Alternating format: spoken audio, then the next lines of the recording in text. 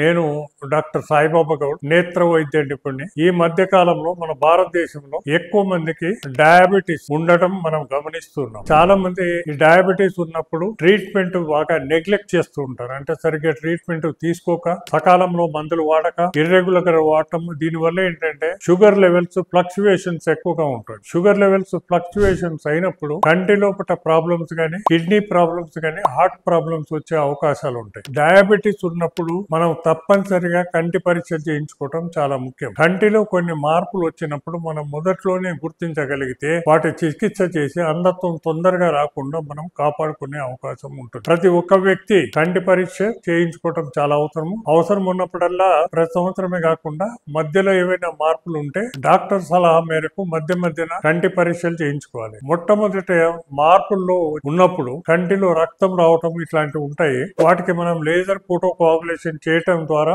మనం అంధత్వాన్ని కొంతవరకు అరికట్టవచ్చు. ఏది ఏమైనప్పటికీ కూడా మధుమేహంతో బాధపడే వ్యక్తి ఈజీగా తీసుకోకుండా తప్పనిసరిగా కంటి పరీక్షలు చేయించుకోవడం అవసరం. చాలా మంది ఏంటంటే 5-6 సంవత్సరాల నుంచి మధుమేహం ఉండే ఉంటుంది, కాకపోతే నాకు మధుమేహం లేదు అని చెప్తూనే ఉంటారు. మన కంటి పరీక్షకు వచ్చినప్పుడు కానీ, లేక జనరల్ ఎగ్జామినేషన్ కు వచ్చినప్పుడు కానీ వాళ్ళకి రక్తం పరీక్ష చేస్తే వాళ్ళకు మధుమేహం ఉన్నట్టు మనం గుర్తించగలుగుతాం. కాబట్టి మధుమేహం మనం ఇప్పుడు గుర్తించిన పాతగా అంటే 4 సంవత్సరాల క్రితము డయాబెటీస్ ఉన్నప్పటికీ కూడా మనం తప్పనిసరిగా వారికి కంటి పరీక్ష చేసి రెటినల్ చేంజెస్ ఏమన్నా ఉంటే వాటికి మనం సకాలంలో చికిత్స చేయటం చాలా ముఖ్యం. ఎక్కువగా అంటే డయాబెటీస్ ఎక్కువ కాలం ఉన్నప్పుడు ఇర్రెగ్యులర్ గా ట్రీట్మెంట్ తీసుకున్నప్పుడు, ఇర్రెగ్యులర్ కంట్రోల్ చేసుకున్నప్పుడు కంటిలో ఏవైనా మార్పులు వస్తే అవి పర్మనెంట్ డ్యామేజ్ అవుతుంది. కాబట్టి మనం మధుమేహం ఉన్నప్పుడు తగిన జాగ్రత్తలు తీసుకొని సకాలంలో చికిత్స చేసుకోవటం చాలా ముఖ్యం.